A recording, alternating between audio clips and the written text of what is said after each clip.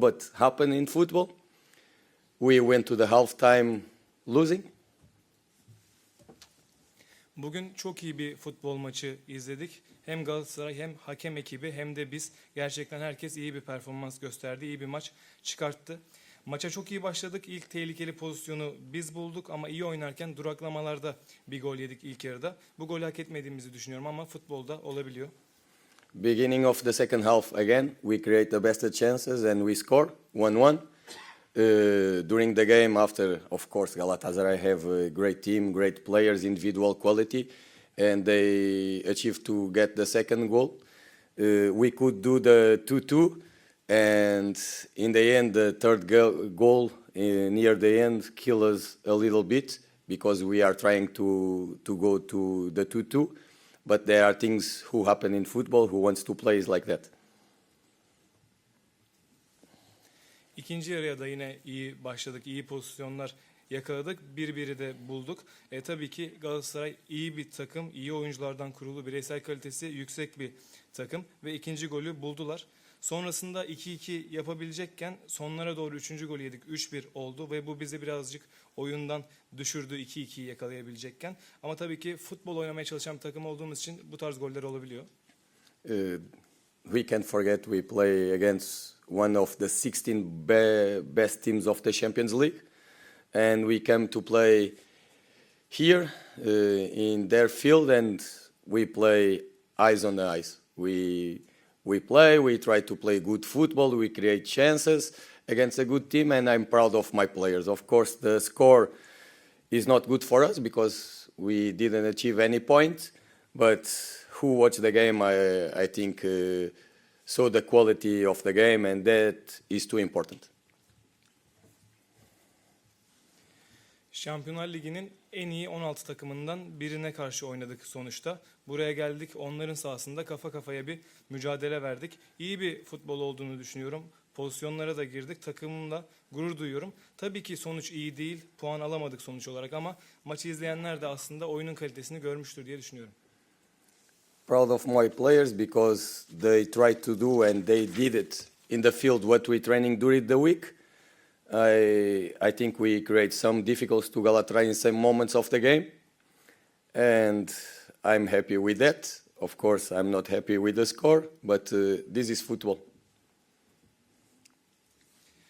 Takımımla gurur duyuyorum. Antrenmanda çalıştığımız şeyleri sahaya yansıtmaya çalıştılar ve bazı anlarda Galatasaray'a zorluk çıkarttığımızı düşünüyorum. Bundan dolayı mutluyum. Tabii ki sonuçtan dolayı mutlu değilim ama futbolda bunlar oluyor.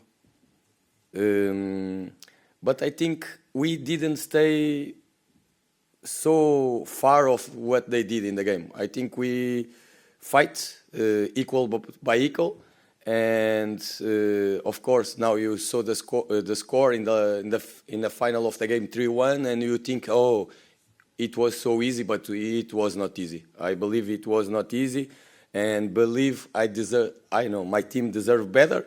But like I told you, there are things you can't control. You don't control the score. You can't control what your players are doing in the field. And they did what we asked them to do, and that is very good. Tabii ki maçla ilgili sırlarımı burada açıklamayacağım. Analiz edeceğiz. Neyi daha iyi yapabiliriz, neyi geliştirebiliriz bunları göreceğiz. Tabii ki iyi bir takımlar, organize bir takımlar, bireysel kalite olarak yüksek bir takımlar. Ama ben bugün maçta performans anlamında çok arada fark olduğunu düşünmüyorum. Bence mücadele anlamında da bir eşitlik vardı. Şimdi bakınca 3-1 kolay bir maçmış gibi gözüküyor olabilir onlar adına. Bence kesinlikle öyle değildi ve takımımın daha fazlasını hak ettiğini düşünüyorum. Tabii ki kontrol edemediğiniz şeyler oluyor. Skoru kontrol edemiyorsunuz. Oyuncuların sahada ne yapacağını kontrol edemiyorsunuz ama benim oyuncularım bugün ne istediysem sahada onu yaptılar. Güven oynamadı çünkü 27 oyuncumuz var. Herkes oynayabiliyor. Bu aslında bir seçim. Maça en uygun oyuncu kimse onu seçmeye çalışıyorum. Bazen hatalı olabiliyorum ama bu kararı vermeden önce tabii ki haklı olduğumu düşünüyorum. Maçtan sonra konuşması kolay oluyor. Zor olan o kararı vermesi oluyor. Thank you for the question because I like when the people ask something about football, about tactics. I think that is rich when we share something about football in here and not only talk about referees, about why you don't win. when we share tactics, I think that is very important. Soruyla ilgili de ayrıca teşekkür ediyorum. Çünkü futbolla ilgili, taktikle ilgili soruların önemli olduğunu düşünüyorum. Böyle şeyleri burada paylaşmanın, konuşmanın, sadece hakemi ya da maçın sonucunu konuşmamanın önemli olduğunu düşünüyorum. And the goal to do this it was to put Joe close off the striker in the central position where we can receive ball between lines, because he is very good at that. And we play with Elio open to get use of his speed, because he's a fast guy. He can go 1-against-1, and Juan can play outside. He can play inside, and to create some doubts in the right back, in the winger, is why we did that. We want to create some uncertainty in the players of Galatasaray, and I think we achieved that. Joe'yu, özellikle Joe'yu santrafora yakın oynatıyoruz. Bloklar arası topla buluşma fırsatı sağlamaya çalışıyoruz ona. Elia daha açıkta oynuyor. Onun hızından, birebirlerinden faydalanmak için planımız buydu. Juan hem dışarıda hem içeride oynayabiliyor. Burada Galatasaray'ın sağ bekine ve kanat oyuncusuna aslında birazcık kafa karışıklığı, belirsizlik yaratmaktı bizim amacımız. Bunda da aslında başarılı olduğumuzu düşünüyorum. So much. Bazı önemli kritik anlarda aslında istediklerimizi yapamıyoruz. Belki sebebi bu olabilir. Mesela bugün birinci yarının sonunda duraklamalarda yediğimiz gol gibi bunun önüne geçebilirdik. But for me it's important how to play, how you play, how the players understand the game. And the score, like I told before, you can control the score. Can be one penalty, can be one bad pass, can be one red card. You can't control the score, but you can control what your players are doing in the field. And I'm happy, like you told, you enjoy to watch Alanyaspor play. That for me is important. When you say I enjoy Alanya, for me is important. After, of course, if I don't win, I don't know what will happen in the future, because we are not getting enough points.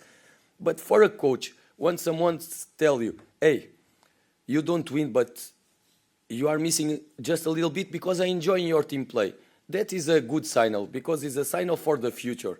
Because when you play good, you are close to win games. And when you play bad, sometimes you can win, but you are closer to lose more games.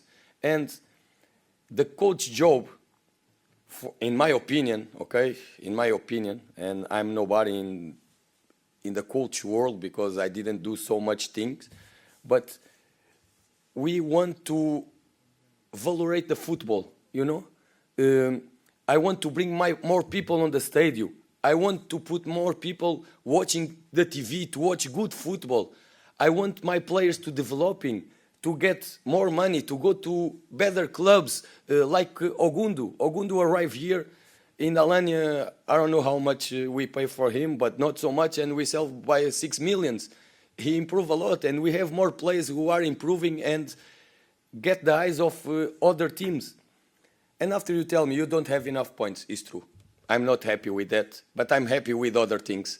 And sometimes it's difficult for a coach, but the most important is you don't give away, or we don't give up of your ideas. Because if you give up of your ideas because you don't win 1 or 2 games, you are waste your job and your work, and I will not do that. Sorry, Altay. No problem. Tabii ki oyuncularımızın nasıl oynadığımızı, sahada ne yapması gerektiğini anlamaları aslında benim için önemli. Çünkü dediğim gibi skoru kontrol edemiyorsunuz. Bir penaltı oluyor, bir pas hatası oluyor, kırmızı kart oluyor. Bunu kontrol edemiyorsunuz ama oyuncuların ne yaptığını kontrol edebilirsiniz sahada. Siz mesela burada Alanya maçlarını izlerken keyif alıyoruz dediğiniz zaman aslında bu çok önemli. Tabii ki maç kazanmazsak gelecekte benimle ilgili ne olur? Bunu bilemiyorum çünkü yeteri kadar puan almıyoruz, galibiyet alamıyoruz ama oynadığımız oyun keyif veriyor ve gelecek için iyi sinyal verdiğimizi düşünüyorum. Tabii ki böyle iyi oynayarak devam etmek daha iyi çünkü kötü oynarsınız, belki bir maç kazanırsınız ama ileride sıkıntı yaşayabilirsiniz.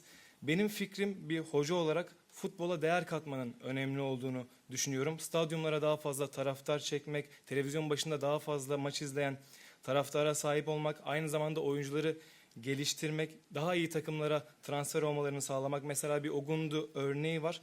Kulübe maliyetini bilmiyorum ama düşük bir maliyetle geldi ve 6 milyon euroya satıldı. Bu şekilde gelişiyorlar oyuncular da, dikkat çekiyorlar başka kulüplerden. Tabii ki aldığımız puan yeterli değil. Mutlu muyum? Değilim ama başka şeyler de var. Bunu demeye çalışıyorum. Bir hoca olarak bence fikirlerden vazgeçmemek çok önemli. Bir iki maç kazanmayınca çünkü fikirlerinizden vazgeçerseniz bir hoca olarak bence işinizi bırakmış oluyorsunuz. İyi akşamlar.